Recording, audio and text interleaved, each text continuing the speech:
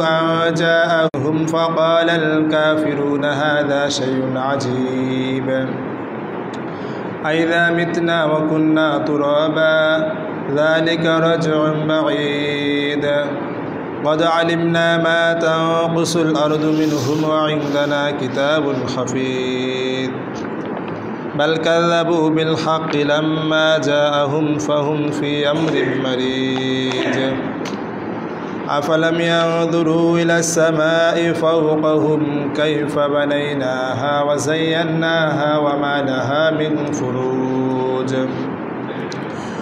والأرض مددناها وألقينا فيها رواسي وأنبتنا فيها من كل زوج بهيج تبصرة وذكرى لكل عبد منيب رزقا للعباد وأحيينا به بلدة ميتا كذلك الخروج وقال سبحانه وتعالى واتل آدم بالحق إذ قربا قربانا فتقبل من أحدهما ولم يتقبل من الآخر واتل عليهم نبأ بني آدم بالحق إذ قربا قربانا فتقبل من أحدهما ولم يتقبل من الآخر قال لأقتلنك قال إنما يتقبل الله من المتقين لئن بسطت إلي يدك لتقتلني ما أنا بباسط يدي إليك لأقتلك إني أخاف الله رب العالمين إني أريد أن تبوء بإثمي وإثمك فتكون من أصحاب النار وذلك جزاء الظالمين عن جابر رضي الله تعالى عنه قال قال رسول الله صلى الله عليه وسلم لا تذبحوا إلا مسنة إلا أن يعصر عليكم فتذبحوا جزعة من الضأن رواه مسلم عن أنس رضي الله تعالى عنه قال ضحى رسول الله صلى الله عليه وسلم بكبشين أملحين أقررين ذبحهما بيده وسمى وكبر قال رأيته واضعا قدمه على سفاههما ويقول بسم الله الله أكبر رواه البخاري ومسلم আলহামদুলিল্লাহ আমরা আল্লাহ পাক রব্বুল আলামিনের শুকরিয়া আদায় করছি যে আল্লাহ তাআলা আমাদেরকে তার অফুরন্ত নিয়ামতের মাধ্যমে বেঁচে রেখেছেন, সুস্থ রেখেছেন, ভালো রেখেছেন। তার অফুরন্ত নিয়ামতের মাধ্যমে ডুবে রেখেছেন আমাদেরকে, তার শুকরিয়া আদায় করার তৌফিক দিয়েছেন। আজকে পবিত্র একটি দিন, জুমার দিনে আমাদেরকে তার আহ্বানে সাড়া দেওয়ার যে তৌফিক দিয়েছেন, সকলে বলি আলহামদুলিল্লাহ।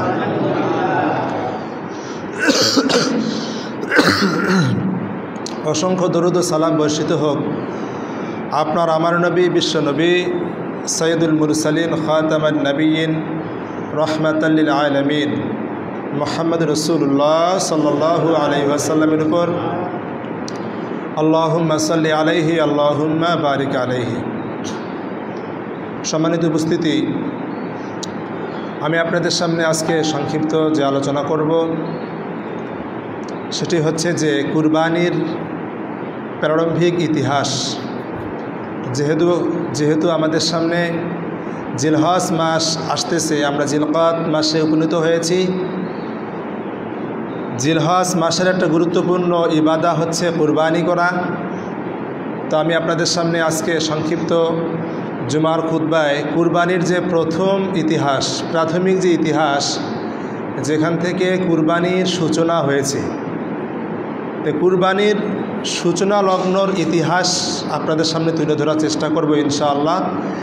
এবং এখান থেকে শিক্ষণীয় বিষয় কি এটা সম্পর্কে আলোচনা করব ইনশাআল্লাহ। ওমা তৌফিক ইল্লা বিল্লাহি আলাইহি তাওয়াক্কালতু ওয়া ইলাইহি উনীব। সম্মানিত উপস্থিতি, আল্লাহ পাক রব্বুল আলামিন মানুষের বিভিন্নভাবে পরীক্ষা নিয়ে থাকেন। আল্লাহ তাআলা মানুষের ইবাদত গ্রহণ করেন, মানুষের যতগুলো দিক আছে, বিভাগ আছে, একটা মানুষের যে সত্তা, মানুষের প্রত্যেক সাইড থেকে আল্লাহ তাআলা তার ইবাদতের একটা পরীক্ষা গ্রহণ করেন। বলুন সুবহানাল্লাহ। যেমন সলাৎ হচ্ছে একটা ইবাদত, এটা হচ্ছে দৈহিক ইবাদত, এটা দেহ দিয়ে আদায় করতে হয়। আপনাকে সলাতে হাত তুলতে হবে, আপনাকে হাঁটু গেড়ে বসতে হবে, নাক কপাল মাটিতে লাগাতে হবে। এটা শরীরের ইবাদত না, সলাৎটা শরীরের ইবাদত। একটা হচ্ছে মালের ইবাদত, মানে টাকা পয়সার ইবাদত। সেটা হচ্ছে যে আপনি টাকা পয়সা দিয়ে ইবাদত করবেন। আল্লাহ তাআলা এই টাকা পয়সার উপর একটা ইবাদত রেখেছেন, সেটা হচ্ছে যে আপনি দান করবেন, যাকাত দিবেন, ওসর দিবেন, ফিতরা দিবেন, নফল সাদাকা করবেন। এটা একটা। আরও কিছু ইবাদত আছে শক্তির উপর ইবাদত, শক্তির উপর ইবাদত, যেমন জিহাদ করা, আল্লাহ রাস্তায় কী করা?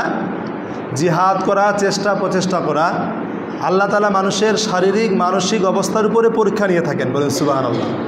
এই জিহাদটা হচ্ছে মানুষের শক্তির উপরে একটা ইবাদত। বলেন সুবহানাল্লাহ। একটা হচ্ছে হজ। এই হজটা হচ্ছে, এটা শারীরিকও হয় আবার আর্থিক ইবাদতও হয়। কারণ টাকা পয়সা খরচ করা ছাড়া কি আপনি হজ করতে পারবেন না। শরীরের ইবাদত এবং আর্থিক ইবাদত হচ্ছে হজ। আপনাকে সেখানে কুরবানি করতে হবে, সাফা মারওয়ায় দৌড়াতে হবে, হ্যাঁ, আরও অনেক কাজ আছে যেগুলো শারীরিক, হাঁটাচলা করতে হবে আপনাকে, আবার টাকাও খরচ হবে। তো আর্থিক ইবাদতের মধ্যে একটা হচ্ছে যে কুরবানি করা। আল্লাহ পাক রব্বুল আলামিন প্রত্যেক জাতির উপরে কুরবানির বিধানটা রেখেছিলেন। আল্লাহ বলছেন যে ওয়ালিকুল্লি উম্মাতিন জাআলনা মানসাকান, যে আমি আল্লাহ প্রত্যেক জাতির জন্য এই কুরবানির বিধানটা রেখেছিলাম। বলেন সুবহানাল্লাহ। যতগুলো জাতি ছিল, সম্প্রদায় ছিল, সবার উপরেই এই কুরবানির একটা বিধান পূর্বেও ছিল, এখনও আছে, ভবিষ্যতেও থাকবে।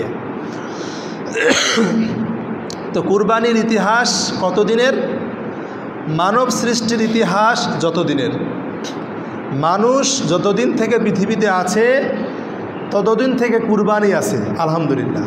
আল্লাহ তাআলা মানুষের জীবনের সাথে, মানুষের আত্মার সাথে এই কুরবানিটাকে অ্যাডজাস্ট করে দিয়েছেন, মানে সম্পৃক্ত করে দিয়েছেন। এই কুরবানি ছাড়া যেন মানুষের নিজের শারীরিক, আর্থিক, মানসিক ইবাদতগুলো সম্পূর্ণ হবে না। আপনি যদি কুরবানি করেন, এখানে আপনার একটা অর্থ খরচ হবে। যদি আপনার বাড়িতে পশু না থাকে, আপনার পশু কিন্তু কিনতে হবে, ঠিক কিনা বলেন? অর্থ খরচ হলো। শারীরিক হচ্ছে, এখানে শারীরিক একটা শারীরিক পরিশ্রম আছে। এটা জবে করতে হবে, চামড়া চালাতে হবে, গোস্ত কাটতে হবে, মানুষকে দান করতে হবে, মানুষের বাসায় পৌঁছে দিতে হবে, ঠিক কিনা বলেন? তো এটা শারীরিক, আর্থিক এবং মানসিক ইবাদত। সুবহানাল্লাহ বলেন। মানুষের মন ও মানসিকতা অনেকের অনেক সংকীর্ণ, অনেকে কৃপণ থাকে, কৃপণতা, যে মানুষ মানসিকভাবে প্রস্তুত না। কিন্তু আল্লাহ তাআলা এখানে মানুষের মানসিক শক্তির উপর একটা ইবাদত রেখেছেন, সেটা হচ্ছে কুরবানি। বলুন সুবহানাল্লাহ। কুরবানি করলে মানুষের আত্মা পবিত্র হয়, মানসিক শক্তি অর্জিত হয়, শারীরিক একটা শক্তি ব্যয় হয়, একটা আর্থিক কুরবানি হয়। বলুন সুবহানাল্লাহ। তাহলে কুরবানিটা হচ্ছে এমন একটা ইবাদত, এটা অল প্যাকেজ।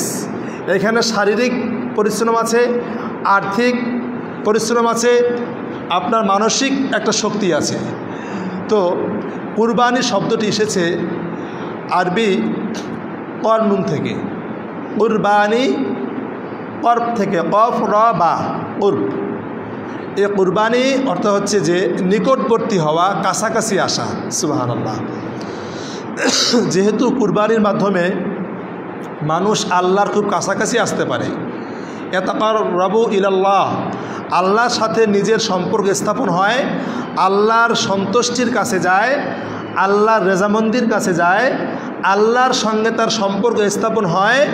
যেহেতু কুরবানির মাধ্যমে মানুষ আল্লাহর নৈকট্য লাভ করে, এই জন্য কুরবানিকে কুরবানি বলা হয়। বলুন সুবহানাল্লাহ।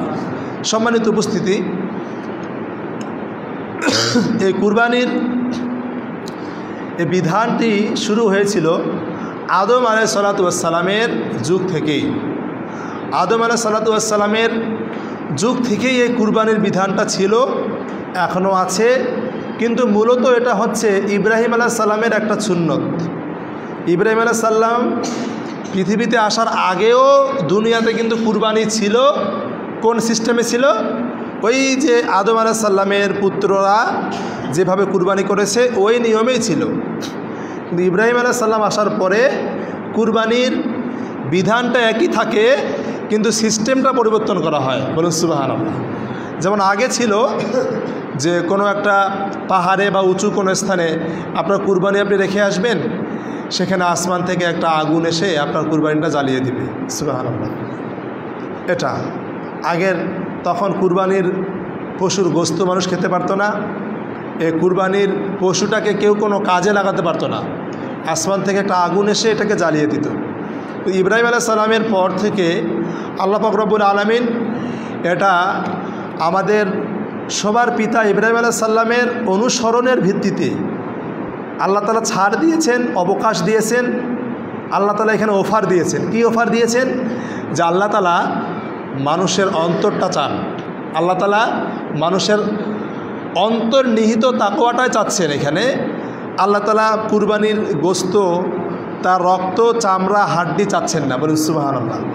তো সম্মানিত উপস্থিতি, আমরা এই কুরবানির প্রথমের যে ইতিহাসের আলোচনা কোরআনে বিধৃত হয়েছে, আমরা সেদিকে যাব। আল্লাহ তাআলা এই হাবিল এবং কাবিলের যে কুরবানির ঘটনা, এটা উল্লেখ করেছেন 5 নম্বর সূরা মায়েদার 27 নম্বর আয়াতে। আসুন আমরা সেদিকে যাই। আল্লাহ তাআলা কি বলছেন? আউযু বিল্লাহি মিনাশ শাইতানির রাজীম।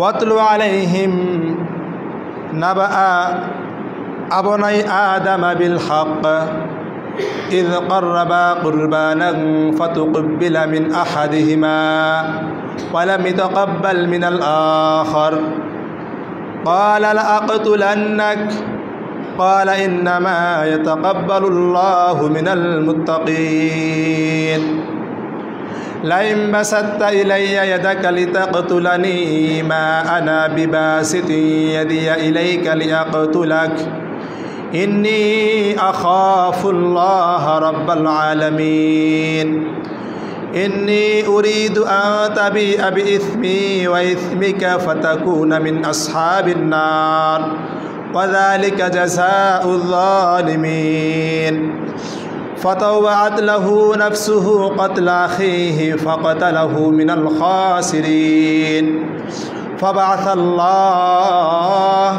فبعث الله غرابا يبحث في الأرض يواري سوءة أخيه قال يا ويلتى أعجزت أن أكون مثل هذا الغراب فواري سوءة أخيه فأصبح من النادمين الحمد لله বলেন। আল্লাহ তাআলা বলছেন আতলু আলাইহিম নাবা আবনাই আদম বিল হক।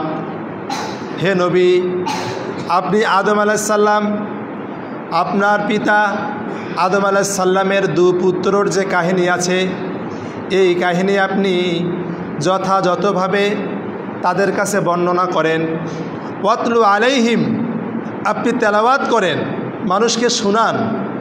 নাবা আবনাই আদম, আদমের পুত্রদের কাহিনী বিল হক, যথাযথভাবে। ঘটনা যা ঘটেছে আপনি সেটাই মানুষকে বলেন। আসল ঘটনা যেটা, আপনি সেটাই মানুষের কাছে তেলাওয়াত করেন, আপনি মানুষকে বলেন। কি ছিল? ইয ক্বাররাবা কুরবানান ফাতুকবিলা মিন আহাদিহিমা ওয়া লাম ইতাকাব্বাল মিনাল আখার। আল্লাহ বলছেন ইয ক্বাররাবা কুরবানান, যখন আদম আলাইহিস সালামের 2 জন পুত্র তারা কুরবানি পেশ করলো, কুরবানি করার জন্য মনোযোগ আকর্ষণ করল। ফাতুকবিলা মিন আহাদিহিমা, 2 জনের একজন কুরবানি আল্লাহ তাআলা গ্রহণ করলেন। সুবহানাল্লাহ বলেন। একজন থেকে কবুল করা হলো, ওয়ালাম ইতাকাব্বাল মিনাল আখর, এবং আল্লাহ তাআলা অন্যজনের কুরবানি আল্লাহ গ্রহণ করলেন না। বলুন সুবহানাল্লাহ। তাহলে বোঝা গেল যে কুরবানি সবাই আমরা করব, কারোটা গ্রহণ হবে, কারোটা গ্রহণ হবে না। হবে কি? কারণ কুরবানি যখন থেকে শুরু হয়েছে তখন থেকেই আল্লাহ তাআলা কারোটা গ্রহণ করেছেন, কারোটা গ্রহণ করেন নাই। তো এখানে আল্লাহ বলছেন যে আদমের যে দুই পুত্র হাবিল কাবিল, দুজনের যে কুরবানি ছিল তাদের একজনেরটা কবুল করা হলো, আরেকজনেরটা কবুল করা হলো না। বলুন সুবহানাল্লাহ। ইবনে কাসিরে কিছু বর্ণনা পাওয়া যায় যে আদম আলাইহিস সালামের জোড়া জোড়া সন্তান হতো। তো হাবিল কাবিল যখন হলো, তাদের সঙ্গে যে বোন জন্মগ্রহণ করেছিল, আর নিয়ম ছিল যে যমজ যে ভাই বোন হবে তাদের সঙ্গে বিবাহ দেওয়া যাবে না। আগের বোন পরের ভাই, পরের বোন আগের ভাই, এভাবে বিয়ে শাদী হবে। তো কাবিলের ভাগ্যে যে বোনটা ছিল, সে হাবিলের ভাগের সে বোনটাকে বিয়ে করতে চাইল, নাউজুবিল্লাহ। তো যখন চাইল, তো আদম আলাইহিস সালাম তো নিষেধ করলেন যে এটা তো সম্ভব না।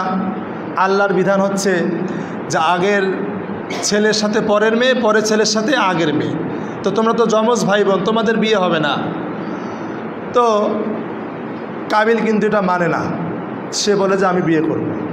ঠিক আছে, তাহলে তোমরা একটা কাজ করো, তোমরা একটা পরীক্ষা দাও, এই পরীক্ষায় যে পাশ করতে পারবে তার সাথে বিয়ে হবে। বলুন সুবহানাল্লাহ। একটা কুরবানি পেশ করো তোমরা।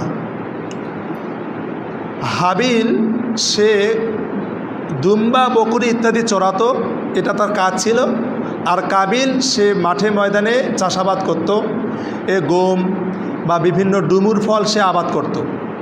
তো যা হোক, আদম আলাইহিস সালাম ভালো করে জানতেন যে কাবিলের কুরবানি আল্লাহ কবুল করবেন না। তখন নিয়ম ছিল যে পাহাড়ের উপরে আপনার দুম্বা উট বা গরু ছাগল রেখে আসা হতো, অতঃপর আসমান থেকে একটা আগুন আসতো। আসমান থেকে আগুন এসে ওই কুরবানির জন্তুটাকে জ্বালিয়ে ছাই করে দিত। বলুন সুবহানাল্লাহ। তো যার কুরবানি আসমান থেকে আগুন আসার ফলে নষ্ট হয়ে যেত, ধরে নেওয়া হতো যে তার কুরবানি কবুল হয়েছে। সুবহানাল্লাহ বলেন। আর যদি কারো কুরবানি রেখে এসেছে, কয়েক ঘন্টা চলে গেছে, ওয়েট করে আছে, কিন্তু আসমান থেকে কোনো আগুন আসে না, তাহলে বোঝা যায় যে তার কুরবানি আল্লাহ তাআলা গ্রহণ করেন নাই। তো সেই নিয়ম অনুযায়ী হাবিল কি করলো, সে যেহেতু মেষ পালক ছিল, সে একটা দুম্বা বা একটা মেষ সে পাহাড়ের মাথায় রেখে আসলো। অপরপক্ষে কাবিল যেহেতু চাষাবাদ করত, গম আবাদ করত, সে গমের একটা আটি নিয়ে সে রেখে আসলো কোথায়? সে পাহাড়ের চূড়ার মধ্যে। গমের আটি, আটি বুঝেন তো, গমটা ছাড়ার পরে যেগুলো থাকে আর কি, যেগুলো গরু খায়, আটি। তো রেখে আসার পরে দেখা গেল যে আসমান থেকে হঠাৎ করে একটা আগুন এসে হাবিলের কুরবানিটাকে জ্বালিয়ে নিয়ে চলে গেল। বলুন সুবহানাল্লাহ। এই কুরবানিটাকে আগুনটা নিয়ে চলে গেল। আর অপরপক্ষে যে কাবিলের যে কুরবানিটা আছে, কাবিলের যে সেখানে খড় ছিল, সেটাতে কোনো প্রকারে আগুন স্পর্শ করে নাই। তো যখন এই কাহিনী হয়ে গেল, তখন আল্লাহ পাক রব্বুল আলামিন এই হাবিলের কুরবানি গ্রহণ করার মাধ্যমে কুরবানির সূচনা করে দিলেন। বলুন সুবহানাল্লাহ। ভাইরা আমার, এই জন্য আল্লাহ তাআলা বলছেন, ইয কাররাবা কুরবানান ফাতুকিব্বিলা মিন আহাদিহিমা, যখন তারা উভয়ে কুরবানি করেছিল, তাদের একজনের কুরবানি গ্রহণ করা হলো, ওয়ালাম ইতাকাব্বাল মিনাল আখার, আরেকজনের কুরবানি গ্রহণ করা হলো না। আল্লাহ তাআলা আরেকজনের কুরবানি গ্রহণ করলেন না, কবুল করলেন না। অতঃপর কি হলো? কাবিলের অন্তরে হিংসার আগুন জ্বলে উঠল, সে আত্ম অহংকারে মেতে উঠল। সে কি বলল? ক্বালা লা আকতুলান্নাক, সে তার ভাইয়ের দিকে হাত তুলে বলল, আমি তো তোমাকে আজকে হত্যা করে ফেলব। তোমার কুরবানি কবুল হয়েছে, আমার কুরবানি কবুল হয় নাই। তুমি পরীক্ষায় পাশ করেছ, আমি পরীক্ষায় ফেল করেছি, এখন আমি তোমাকে দুনিয়াতে বাঁচতে দিব না, আমি তোমাকে পাথর মেরে হত্যা করে ফেলবো। নাউজুবিল্লাহ বলেন। আচ্ছা, পরীক্ষায় পাস না করলে কি কাউকে হত্যা করতে হবে? বলেন হত্যা করতে হবে? আমাদের সমাজে দেখা যায়, প্রত্যেক বছরেই দেখা যায়, যখন এসএসসি বা দাখিল পরীক্ষার ফল প্রকাশ হয়, অনেক স্টুডেন্ট কিন্তু আত্মহত্যা করে কিনা বলেন? করে, কিন্তু অনেক জায়গাতে করে, এবারও করছে। এই যে গত শনিবারে একজন আত্মহত্যা করেছে আপনার এই যে নীলফামারীতেই, আমি তো নীলফামারীতে ছিলাম, একজন মেয়ে আত্মহত্যা করেছিল। কারণ হচ্ছে, আমি যেটা শুনলাম, ওটা মাইকিং করলো, আমি তার মাইকিংটা শুনলাম, যে ওই মেয়েটা পরীক্ষার মধ্যে ফেল করেছিল, পয়েন্ট অনেক কম পেয়েছে, সে গলায় ফাঁস দিয়ে আত্মহত্যা করে ফেলছে। নাউজুবিল্লাহ বলেন। তো পরীক্ষায় পাশ করলেই কি জীবনটাকে বাদ দিতে হবে? জীবনটা বরবাদ করতে হবে? মানে তাদেরকে এটা শেখানো হচ্ছে যে শিক্ষাই হচ্ছে তোমার জীবনের চাইতে শিক্ষার দাম বেশি। কিন্তু আসলে কি জীবনের চাইতে কোনো কিছুর দাম বেশি আছে বলেন? নাই। কিন্তু তাদেরকে এমনভাবে পুশ দেওয়া হয়, কোচিংয়ে, কলেজে, স্কুলে এমনভাবে তাদেরকে হ্যান্ডেলিং করা হয় যে পড়াশোনা করে চাকরি করতে না পারলে তোমার জীবনের কোনো মূল্য নাই। তাদেরকে তাকদীর সম্পর্কে শেখানো হয় না। এটা বলা হয় না যে চেষ্টা করো, আল্লাহ তাআলা তোমার ভাগ্যে যা লিখছে তাই হবে, পাশও করতে পারো, ফেলও করতে পারো। তো তাকদীরের বিষয়গুলো সেখানে আলোচনা হয় না। এই জন্য অনেকেই কম বয়সী ছাত্রছাত্রী তারা পরীক্ষায় ফেল করার মাধ্যমে অনুশোচনায় ভোগে, পরিতাপের দুঃখের সাগরে হাবুডুবু খায়, নিজে ফাঁস দিয়ে মৃত্যুবরণ করে জাহান্নামে চলে যায়। নাউজুবিল্লাহ বলেন। এজন্য পরীক্ষায় যদি কেউ পাস করতে না পারে, তাকে বুঝতে হবে যে আমি পরীক্ষা দিব, হয় শিখব না হয় জিতব না হয় শিখব। হয়তো জিতে যাব আমি, আর না হয় কী করব, আমি শিখব। এখন তো আমাদের শিক্ষা ব্যবস্থা এমন হয়ে গেছে, ওই একজন বলেছে যে ছাত্র গুণে পাস আর মাস্টার গুণে মাস। কথা বোঝেন নাই? মাস্টার গুণে মাস মানে মাস গোনায়, যে মাস শেষ হলে তো বেতন পাবে। আর ছাত্র গুণে পাস, কি গুণে? পাস, মানে পাস হলেই বাস। একজন পাস, একজন মাস, গুণাগুনি শুরু হয়ে গেছে। কথা বোঝা গেছে? কিন্তু শিক্ষার যে আসল উদ্দেশ্য, স্থায়ী পরিবর্তন, নিজের নৈতিক চরিত্র উন্নত করা, মানবতার সেবা করা, এগুলো হচ্ছে শিক্ষার মূল উদ্দেশ্য। আমাদেরকে ওস্তাদরা শিখিয়েছে যে শিক্ষার উদ্দেশ্য এটা নয় যে তুমি অনেক সার্টিফিকেট অর্জন করে তুমি একবারেই বিসিএস ক্যাডার হয়ে তুমি লক্ষ লক্ষ টাকা ইনকাম করবা, এটা নয়। শিক্ষার আসল উদ্দেশ্য হচ্ছে স্রষ্টাকে চেনা। বলুন সুবহানাল্লাহ। আল্লাহকে চেনা, এটা হচ্ছে 1 নম্বর উদ্দেশ্য। 2 নম্বর স্থায়ী পরিবর্তন। স্থায়ী পরিবর্তন হচ্ছে শিক্ষার 2 নম্বর উদ্দেশ্য। 3 নম্বর হচ্ছে মানবতার কল্যাণ করা, মানুষকে সার্ভিস দেওয়া, নিজের আচার আচরণ কন্ট্রোল করা, একটা সুখী, সমৃদ্ধি, উন্নতিশীল একটা সমাজ গড়ে তোলা। বলুন সুবহানাল্লাহ। ভাইরা আমার, যা হোক,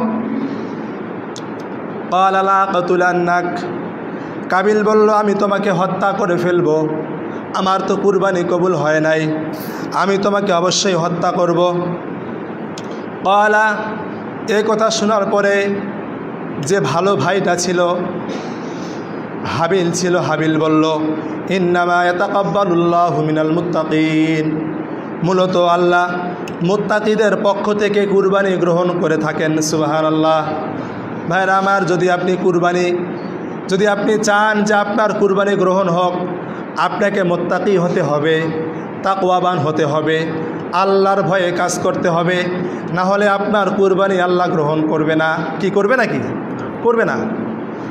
যখন সে বলল আমি তোমাকে হত্যা করব, সে বলল যে আল্লাহ তাআলা তো মুত্তাকিদেরই কুরবানি কবুল করেন। লাইম বাসাত্তা ইলাইয়া ইয়াদাকা লিতাকতুলানি মা আনা বিবাসিতি ইয়াদিয়া ইলাইকা লিয়াকতুলাক। তখন হাবিল বলল, শোনো আমার ভাই, লাইম বাসাত্তা ইলাইয়া ইয়াদাকা, আমাকে হত্যা করার জন্য তুমি যদি তোমার হাত বাড়িয়ে দাও, হাত প্রসারিত করো, মা আনা বিবাসিতি ইয়াদিয়া ইলাইকা লিয়াকতুলাক, আমি তোমাকে হত্যা করার জন্য আমার হাত প্রসারিত করব না। বলুন সুবহানাল্লাহ। বলুন না সুবহানাল্লাহ। ভাই আমাকে যদি তুমি হত্যা করো আমি তোমাকে হত্যা করব না, যদি আমাকে মারো আমি তোমাকে মারব না, আমাকে মারার জন্য তুমি যদি হাত বাড়িয়ে দাও আমি তোমাকে মারার জন্য হাত বাড়িয়ে দিব না। বলুন সুবহানাল্লাহ। এখান থেকে বোঝা যায় যদি কোনো অকল্যাণ ঘটে, অমঙ্গল হয়, অমঙ্গলকে খারাপ জিনিসকে ভালো জিনিস দ্বারা প্রতিহত করতে হবে, ঠিক কিনা বলেন? খারাপ দিয়ে খারাপ কখনো দমানো যায় না। আপনার উপরে খারাপ একটা জিনিস এসেছে, আপনি তাকে ভালো জিনিস দিয়ে ইফেক্ট করেন, প্রতিরোধ করেন। ইদফা বিল্লাতি হিয়া আহসানুস সাইয়্যিআহ, আল্লাহ বলছেন তোমরা মন্দকে ভালো দিয়ে প্রতিহত করো, অ্যাটাক করো। বলুন সুবহানাল্লাহ। সে বলছে ভাই আমাকে তুমি যদি হত্যা করতে চাও আমি তোমাকে হত্যা করব না। ইন্নী আখাফুল্লাহ রাব্বাল আলামিন, নিশ্চয় আমি সৃষ্টিকুলের রব আল্লাহকে ভয় করি, আমার মনে আল্লাহর ভয় আছে, আমি তাকওয়াবান, আমি মুত্তাকি, এজন্য আমার কুরবানি কবুল হয়েছে। তোমার মনে তো আল্লাহর ভয় নাই, তোমার কুরবানি কবুল হয় নাই, তোমার ভিতরে আল্লাহর ভয় নাই, এজন্য তুমি আমাকে হত্যা করতে যাচ্ছ। আচ্ছা আমাকে যদি হত্যা করো আমি তোমাকে হত্যা করব না। আমি কাকে ভয় করি? সারা জাহানের রব আল্লাহকে ভয় করি। বলুন সুবহানাল্লাহ। ভাইরা আমার, ইন্নী উরিদু আন তাবু আবি ইসমি ওয়া ইসমিকা ফাতাকুনা মিন আসহাবিন নার। তখন হাবিল বলল ভাই শোনো, যদি আমাকে তুমি হত্যা করো আমার পাপ আর তোমার পাপ নিয়ে তুমি ফিরে যাবে, তুমি আগুনের অধিবাসী হও, এটাই হচ্ছে জালেমদের প্রতিদান। সে বলে দিল ভাই যদি আমাকে তুমি হত্যা করো তোমার যে পাপগুলো আছে তোমার পাপের সাথে আমার সব পাপ অ্যাডজাস্ট হয়ে যাবে, এটা কি হয়ে যাবে? ট্রান্সফার হয়ে যাবে তোমার কাঁধের মধ্যে। আমার সমস্ত পাপ তুমি কাঁধে নিয়ে তুমি জাহান্নামে চলে যাবে। এটাই হচ্ছে জালেমদের পুরস্কার। নাউজুবিল্লাহ বলেন। যদি কেউ কাউকে অন্যায়ভাবে হত্যা করে তাহলে যাকে হত্যা করা হয়েছে তার সমস্ত পাপ কে নিবে? যে হত্যা করেছে। এর জন্য হাদিসে এসেছে রাসূল সাল্লাল্লাহু আলাইহি সাল্লাম বলেছেন পৃথিবীতে যত হত্যাকাণ্ড হবে, পৃথিবীতে যত মানুষ খুন হবে, সমস্ত খুনের পাপের একটা অংশ আদম আলাইহিস সালামের সন্তান কাবিলের ঘাড়ে চাপবে। আল্লাহু আকবার বলে। কারণ পৃথিবীতে সে প্রথমেই হত্যাকাণ্ড চালু করেছে। আপনি যদি কোনো পাপের কাজ চালু করেন আপনার দেখাদেখি যত মানুষ পাপের কাজ করবে সমস্ত পাপের একটা পার্সেন্টেজ আপনার ঘাড়ে চাপবে। আর যদি আপনি কোনো ভালো কাজ সূচনা করেন আপনার দেখে দেখে যদি অনেক মানুষ ভালো কাজ করে তাহলে সমস্ত ভালো কাজ আল্লাহ আপনাকে দিয়ে দিবে। বলুন সুবহানাল্লাহ। আল্লাহ আপনার নেকি দিয়ে দিবে। ভাইরা আমার, তারপরে কি হলো শুনেন। ফাতাউ আদলাহু নাফসুহু, তার নফস তাকে বশীভূত করলো, তার হিংসার জ্বালা, তার অন্তরে হিংসার আগুন দাউ দাউ করে জ্বলল। তার নফস তাকে তার ভাই হত্যা করার জন্য বশ করলো। কতলা আখিহি, সে তার ভাইকে হত্যা করে ফেললো।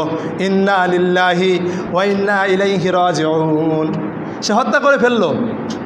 সে বলল ভাই আমাকে হত্যা করলেও আমি তোমাকে কিন্তু হত্যা করব না, আমি আল্লাহকে ভয় করি, আমাকে যদি হত্যা করো তোমার পাপ হবে, আমার পাপের ভাগ তুমি নিবে, তুমি জাহান্নামে যাবে, জালেম হয়ে যাবে। এত কিছু বলার পরেও কাবিলের অন্তরে সামান্য একটু ভয় কাজ করে নাই। যেহেতু সে মুত্তাকি নয়, তার মনে আল্লাহর ভয় নাই, সে কি করলো? একটা বড় পাথর দিয়ে হাবিলের মাথার মধ্যে জোরে নিক্ষেপ করলো। সাথে সাথে মাথা ফেটে ছটফট করতে করতে সেখানে হাবিল পড়ে মৃত্যুবরণ করলো। ইন্না লিল্লাহি ওয়া ইন্না ইলাইহি রাজিউন। ভাইরা আমার, আল্লাহ বলছেন কতলা আখিহি ফাকাতালাহু, ফলে সে তাকে হত্যা করলো। ফাসবাহা মিনাল খাসিরিন, এই হত্যা করার মাধ্যমে কাবিল ক্ষতিগ্রস্ত হয়ে গেল, তার বিশাল ক্ষতি হয়ে গেল, দুনিয়ার জীবনে ক্ষতি হয়ে গেল, আখিরাতের জীবন বরবাদ হয়ে গেল। সমস্ত পাপের ভাগ তাকে নিতে হবে। কিয়ামত পর্যন্ত যত মানুষকে হত্যা করা হবে সমস্ত হত্যাকাণ্ডের একটা ভাগ সেই কাবিলের ঘাড়ে চলে যাবে। কাবিল কোনোদিন সাকসেস হবে না। কাবিল সারা জীবন জাহান্নামে থাকবে। তার দুনিয়ার জীবন, আখরাতের জীবন ক্ষতিগ্রস্ত হয়ে যাবে। আল্লাহু আকবার বলেন। ভাইরা আমার, যখন সে মারা গেল, এখন কি হবে? এখন ভাইয়ের লাশ নিয়ে সে কী করবে? ভাইয়ের লাশ কাঁধে নিয়ে কি সে ঘুরবে? লাশ কি করবে? তখন তো নিয়ম ছিল না, কেবল পৃথিবীর সূচনা। আদম আলাইহিস সালাম প্রথম মানুষ, সে লাশটা কি করবে সে খুঁজে পাচ্ছে না।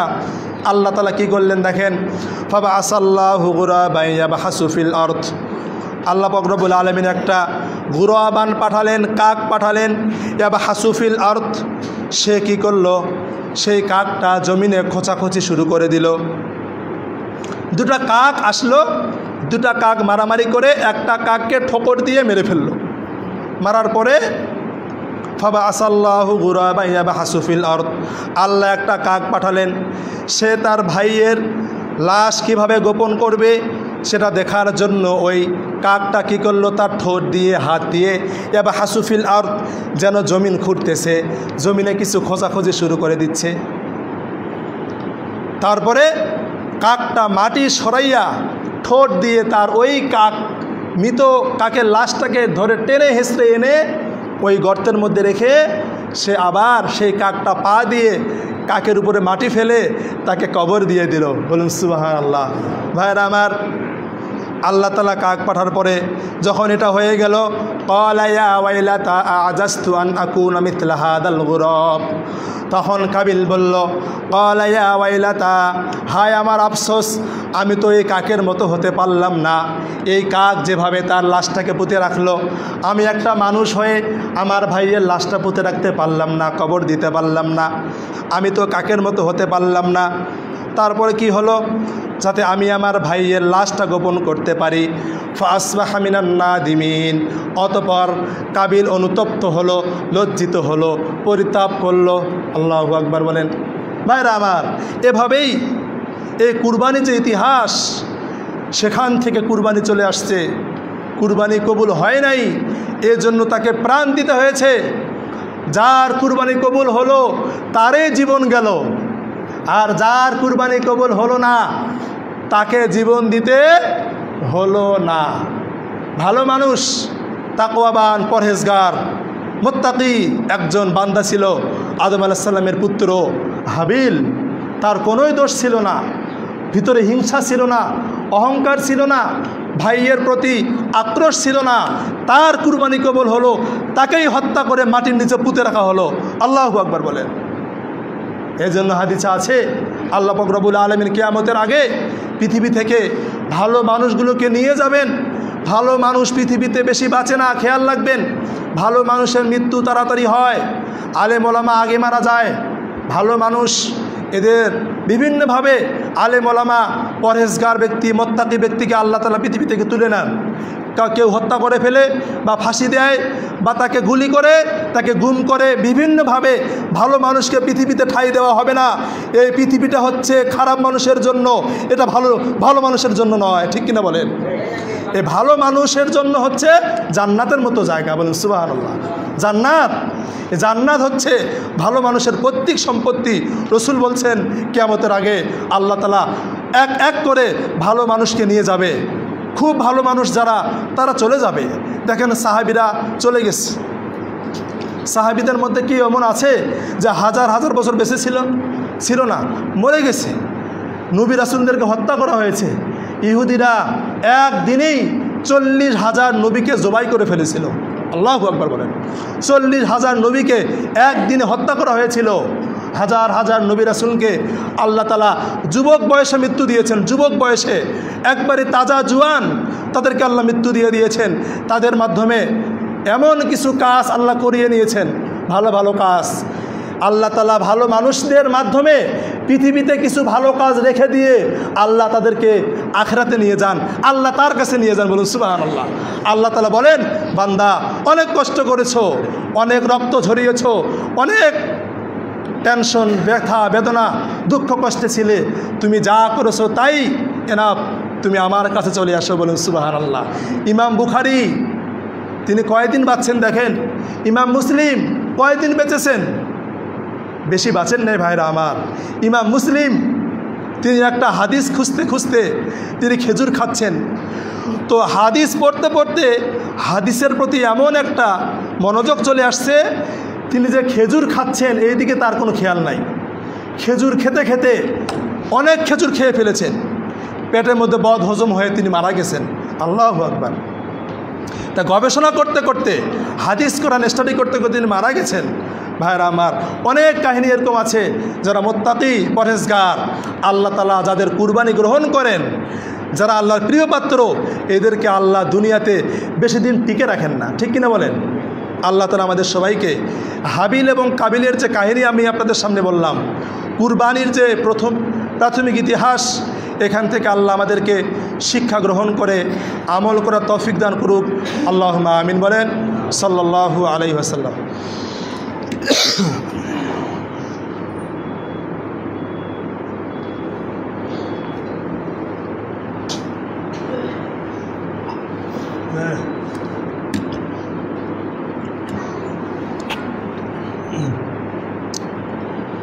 ইন্নাল হামদুলিল্লাহ আসসালাতু ওয়াসসালামু আলা রাসূলিল্লাহ, আম্মা বাদ।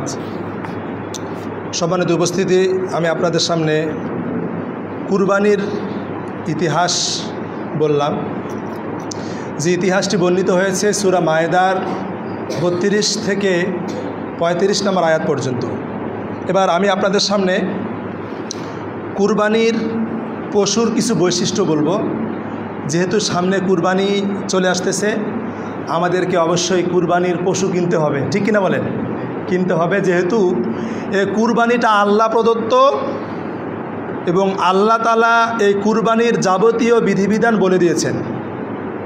তো কুরবানিটা যদি আল্লাহর হুকুম অনুযায়ী না হয়, এটা কি কবুল হবে? বলেন হবে? ওই যে আমাদের অবস্থা তখন হয়ে যাবে কাবিলের মতো। কার মতো? ওই যে কাবিলের কুরবানি যে কবুল হয় নাই, তার মতো হয়ে যাবে। আর যদি আল্লাহর বিধান অনুযায়ী, আল্লাহ রসুলের সুন্নাহ অনুযায়ী যদি আপনি আমি পশু কুরবানি করতে পারি, তাহলে আমাদের কুরবানি কবুল হবে কার মতো? হাবিলের মতো। বলুন সুবহানাল্লাহ। এবার আসেন, আর আনাস রাদিয়াল্লাহু তাআলা আনহু থেকে বর্ণিত হাদিস, তিনি বলেন, যাহা রাসূলুল্লাহ সাল্লাল্লাহু আলাইহি ওয়াসাল্লাম, রাসূল সাল্লাল্লাহু আলাইহি ওয়াসাল্লাম তিনি কুরবানি করেছেন বিকাবশাইনি আমলাহাইনি আকরানাইনি। তিনি ধূসর রঙের, সাদা কালো রঙের শিংওয়ালা দুটি দুম্বা কুরবানি করলেন। সুবহানাল্লাহ বলেন। তিনি কি করলেন? বিকাবশাইনি, সাদা কালো রঙের, তার মধ্যে সাদাটা বেশি ছিল, মানে সাদা এবং কালো, ফোটা ফোটা ফোটা ফোটা কালো এবং সাদা ফোটা ফোটা, মানে একটা আকর্ষণীয় রং। ঠিক কিনা বলেন? যদি একটা গরু বা ছাগলের শরীরে দেখেন যে সাদা এবং কালো দুটো রঙে আছে, ফোটা ফোটা ফোটা ফোটা, তাহলে তা কেমন ভালো দেখা যায় না? ভালো দেখা যায়। বিকাবশাইনি, তিনি দুটি দুম্বা কুরবানি করলেন। আমলাহাইনি, সাদা কালো। আকরানাইনি, শিংওয়ালা। কিওয়ালা? শিংওয়ালা। যাবাহাহুমা বিয়াদিহি, তিনি নিজের হাতে সেটি জবে করলেন। ওয়াসাম্মা ওয়াকাব্বারা, তিনি আল্লাহর নাম বললেন, আল্লাহর নামে তাকবীর দিলেন। ক্বালা রাআইতুহু ওয়াজিআন কদামাহু আলা সিফাহিহিমা, আনাস বলছেন, আমি দেখলাম আল্লাহ রসুল নিজের পা সেই পশুর ঘাড়ের উপরে রাখলেন। রাখার পরে বললেন, বিসমিল্লাহি আল্লাহু আকবার। এই বলে তিনি তার পশু দুটা কুরবানি করলেন। বলুন সুবহানাল্লাহ। এখান থেকে মাসালা হচ্ছে, আপনি যখন কুরবানির পশু কিনবেন, অবশ্যই আকর্ষণীয় রঙের হতে হবে। আকর্ষণীয় যাতে কালারটা হয়, যাতে করে সাদা কালো রঙের হয়, শিংওয়ালা হয়, এটা পাওয়া গেল। আয়েশা রাদিয়াল্লাহু তাআলা আনহা থেকে বর্ণিত হাদিস, তিনি বলেন, আমারা বিকাবশিন আকরানা ইয়াতাআফা সাওয়াদিন ওয়া ইয়াতরুবু ফি সাওয়াদিন ওয়া ইয়ানজুরু ফি সাওয়াদিন ফাউতিয়া বিহি লিয়ুযিহা বিহি। ক্বালা ইয়া আয়েশা, তিনি বলছেন, রাসূল সাল্লাল্লাহু আলাইহি ওয়াসাল্লাম একবার একটি শিংওয়ালা দুম্বা আনতে বললেন। আমারও তিনি বললেন, বিকাবশিন আকরানা, তোমরা শিংওয়ালা দুম্বা নিয়ে আসো, এবং ইয়াতাউফি সাওয়াদিন, যে দুম্বাটি কালোতে হাঁটে, কালো দিয়ে হাঁটে, তারপরে ওয়ায়াবরাকু ফি সাওয়াদিন, কালোতে শয়। তারপরে ওয়াংজুরু ফি সাওয়াদিন, কালোতে দেখে, কালোতে হাঁটে, কালোতে শয়, কালোতে দেখে। মানে হচ্ছে সেই দুম্বাটা ছিল কালো রঙের। কালোতে হাঁটে মানে তার পা দুটা কালো ছিল। কালোতে শয় মানে সেই ছাগলের বা দুম্বার পেটের চামড়া কালো ছিল। কালো তো দেখে মানে সেই দুম্বার চোখ দুটা কালো ছিল। তিনি বলছেন, হে আয়েশা, তুমি ছুরি ধার দাও। তিনি ছুরি ধার দিলেন। তারপরে তিনি ছুরিটা নিয়ে দুম্বাটি ধরলেন, পাঁজরের উপর শোয়াইয়া এরা জবে করতে বললেন। তিনি বলছেন বিসমিল্লাহ আল্লাহু আকবার, আল্লাহর নামে, এবং আল্লাহর উপরে তাকবীর দিয়ে তিনি শুরু করলেন, আল্লাহুম্মা তাকাব্বাল মিন মুহাম্মদ ওয়া আলি মুহাম্মদ ওয়া মিন উম্মতি মুহাম্মদ। তিনি বললেন মুহাম্মাদের পক্ষ থেকে, তার পরিবারের পক্ষ থেকে, উম্মতের পক্ষ থেকে এটাকে আমি জবে করলাম। বলুন সুবহানাল্লাহ।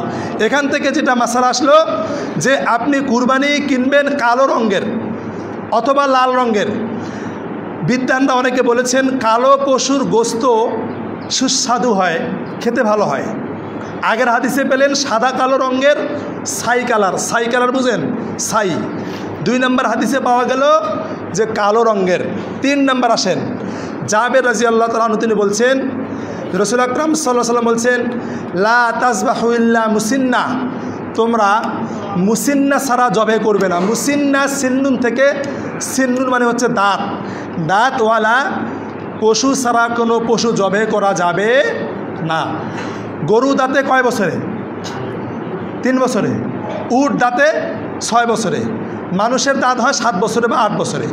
তো আপনি যেটা নিবেন অবশ্যই যেন সেটার দাঁত হয়, দাঁতওয়ালা নিতে হবে। লা তাযবাহু ইল্লা মুসিন্না, তোমরা দাঁতওয়ালা পশু ছাড়া জবে করবে না, অবশ্যই দাঁত দেখে নেবেন। এবং আলী রাদিয়াল্লাহু তাআলা বলছেন যে আল্লাহ রাসূল বলেছেন, আমরা যেন আন নাস্তাশরিফাল আইনি ওয়াল উজুনি, আমরা যখন কুরবানির পশু কিনব তখন যেন ভালো করে সেই কুরবানি পশুর কান এবং চোখ দেখে নেই। আর নাস্তাশরিফা বিল আইনি ওয়াল উজুনি, ভালো করে কান দেখবেন, কানগুলো ফাটা আছে কিনা, ভালো করে চোখ দেখবেন, পশুটা অন্ধ নাকি, চোখে কোনো সমস্যা আছে নাকি, তার লেজটা দেখবেন, ভালোভাবে দেখবেন। যেহেতু আল্লাহর সন্তুষ্টির জন্য কুরবানি করবেন। আল্লাহ তাআলা কি সব কিছু গ্রহণ করেন? বলেন করেন? যেভাবে এখানে সালাত পড়তে এসেছেন, সুন্দর করে গোসল করে, ওযু করে, পরিষ্কার পরিচ্ছন্ন হয়ে আপনি এসেছেন, ঠিক সেভাবে কুরবানিও যখন করবেন পরিষ্কার পরিচ্ছন্ন, নিখুঁত, সুস্থ সবল, মোটা তাজা পশু আপনার কুরবানি করতে হবে। ঠিক কিনা বলেন ভাই আমার? এটা গেল একটা, যে দাঁত হতে হবে। আর একটা হাদিসের মধ্যে এসেছে, এখানেও কালোর কথা এসেছে। তো এখন আমি আপনাদের কিছু মাসালা বলতে চাই। যদি কোনো পশু কেউ ঘোষণা দিয়ে থাকেন যে এটা আমি কুরবানি দিব, বাড়িতে কোনো পশু আছে বা কিনে আনছেন, ঘোষণা দিলে সেটা আর বদল করা যাবে না, ওটা পরিবর্তন করা যাবে না, বদল করা যাবে না। এখন মরে গেছে, ধরেন যে মরে গেছে, আপনার সাধ্য থাকলে আপনি আরেকটা কুরবানি করতে পারবেন। নির্দিষ্ট যদি না করেন তখন বদলে উত্তম কুরবানি দেওয়া যাবে। আর যখন নিয়ত করবেন যে এটাই আমি দিব, কিন্তু কুরবানি ঈদ আসার আগে ওই পশুটা অসুস্থ হয়ে গেছে, হতে পারে কি না, তার লাম্পি রোগ হয়েছে, শরীর ফুলে গেছে, আপনি এক্ষেত্রে পরিবর্তন করতে পারবেন, কোনো সমস্যা নাই। কুরবানি পশু নেওয়ার সময় ভালো নিয়েছেন, বাড়ি এসে দেখেন যে একটা দোষ বের হয়ে গেছে, হতে পারে কি না? হতে পারে কি না বলেন? হতে পারে। ভালো নিয়েছেন, এসে দেখতেছেন যে একটা খুঁত বের হয়েছে, কোনো সমস্যা নাই, আপনি সেটাই কুরবানি করবেন। তারপরে কুরবানি গরু কিনে আনার পথে রাস্তায় গরুকে গাড়িতে উঠাতে বা নামতে, যদি গরু পিছলে পড়ে তার কোনো পা ভেঙে যায় বা ছিলে যায় বা কোনো আহত হয়, এতে কোনো সমস্যা হবে না। এবার যদি আপনি কোনো পশু কুরবানি করার জন্য ফিক্সড করেন, করার পর যদি দেখা যায় ওই পশুর পেটে বাচ্চা আছে, যদি বাচ্চা থাকে আপনি তারপরও জবে করতে পারবেন। আর রাসূল বলছেন, মাকে জবে করা মানে বাচ্চাকে জবে করা। ইসলামে অনেক কিছু জায়েজ রুচির উপরে। জবে করেছেন, পেটের মধ্যে বাচ্চা আছে, ওই বাচ্চাটাও জব করে খাওয়া জায়েজ আছে। কথা বুঝেন না মনে হয়? এখন আপনার রুচি হয় না, আপনি খাবেন না। আপনি মনে করছেন যে না, এটা গাভীন গরু, এটা গাভীন পশু, আমি এটা জবে করব না, ঠিক আছে, আপনি রেখে দেন, বাচ্চাটা হোক, এটাকে আপনি পরের বছর কুরবানি করেন এবং এই বাচ্চাটাকেও আপনি কুরবানি করবেন। কথা বোঝা গেছে? এটা একটা গেল।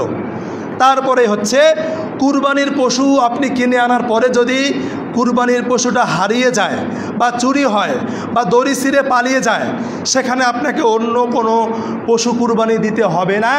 আপনার আমলনামায় আল্লাহ কুরবানির সওয়াব দিয়ে দিবে। বলুন সুবহানাল্লাহ। ভাই আমার, কুরবানির পশু কেনার পরে কুরবানিওয়ালা মারা গেছে, এখন তার অনেক ঋণ শোধ করতে হবে। এখন ওই গরুটা বিক্রি করে ঋণ শোধ করতে হবে, তাছাড়া তার সম্পদ নাই, এক্ষেত্রে কুরবানি করতে হবে না। তার গরু বিক্রি করে হলেও তার ঋণ আগে শোধ করতে হবে। কথা বোঝা গেছে ইনশাল্লাহ? এগুলো হচ্ছে বিষয়।